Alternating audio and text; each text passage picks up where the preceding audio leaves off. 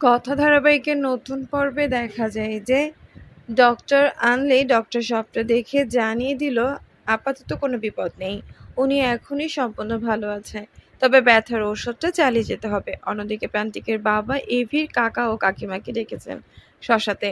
তবে কাকিমা মনে মনে ভাবে এবার আরো ভালো হলো, বিশ্বাস বাবুর পেছনে লেগেছে, এবার তাহলে কথার একটা উচিত শিক্ষা হবে।